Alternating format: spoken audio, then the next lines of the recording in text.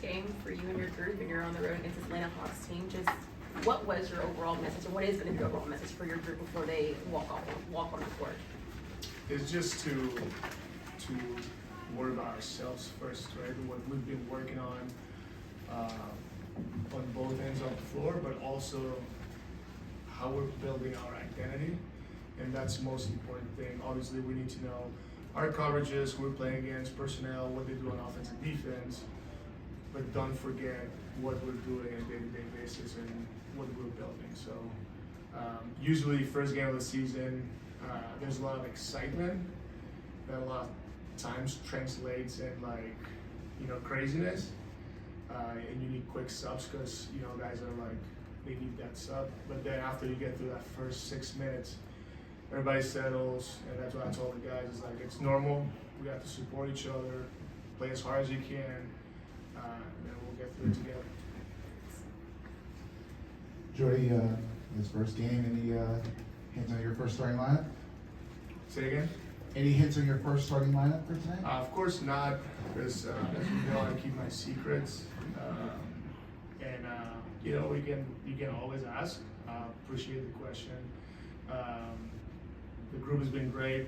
Like I said before, we've gone through a lot of small lineup, obviously because of the injuries.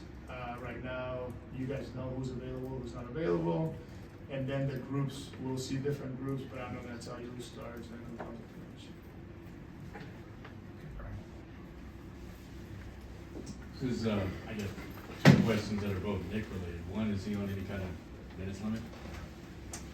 Yes, he is, because health is the most important thing, and as you guys know, you cannot go from 0 to 100, right? It would not make sense that he hasn't played, and now all of a sudden I play 35 minutes. Am I going to tell you how many? No, but there's going to be respectfully no. Yeah, there's going to be some sort of limitation because we care about him, his body, and him to take the next step and the next step, and then see him playing the minutes that he needs to play. So, you obviously didn't see him with your optimal lineup in the preseason.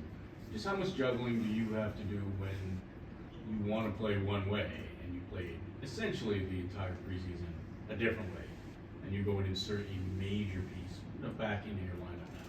Yeah, I think it's part of life, and it's part of my G League experience, which I figured out, right? So that's what you can control, what you can control, and things like this. It's not something that I've done, and what I can do is how are we gonna do the next thing? How are we gonna play with these guys? And so far, was it perfect? No, but we've worked at it, and the guys have competed. And now we can always say that we can adjust to these things because we've seen it and we've done it. So I think it's pretty cool. It forced us to do something like that. Did we protect the rim very well? No, because we were missing our bigger guys. Did we defensive rebound very well? No, but we offensive rebound very well. So that taught us a lot, and it's got also not much to do with the center. It's how much better you can be at defensive rebounding, because we can teach technique. If your man is not crashing, how you sandwich, stuff like that, having a strategy on helping each other to box out and finding bodies and so on and so forth. So it's been very good, and challenges are important because it helps you to try new things. It's like being a chef. I think the best dishes have been made when you have things that you don't think match together, and you just try. Jordi, I know you're concerned about things beyond yourself and this accomplishment, but it is your first game as an NBA head coach. That is a massive accomplishment. What does this mean to you, and have you taken a moment, or will you take a moment to let it hit or to soak in, you being in this position? For sure, it's definitely an honor to be one of 30. It's an honor to represent the basketball that I come from, right? I come from Spain, and I grew up in a FIBA environment, and I came to the NBA, worked here for 15 years. So all the journey is really cool. I thought about it a lot, and like I said, I'm extremely proud and very happy. At the same time, I think the most important thing is you appreciate that and then you keep going. Because my goal is not just to coach in the NBA, or my goal is to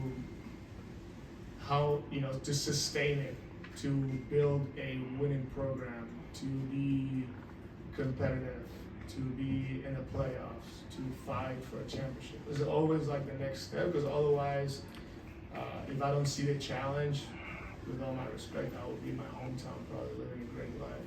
So I have to have a reason to, live with this crazy schedule and do what we do on a daily basis.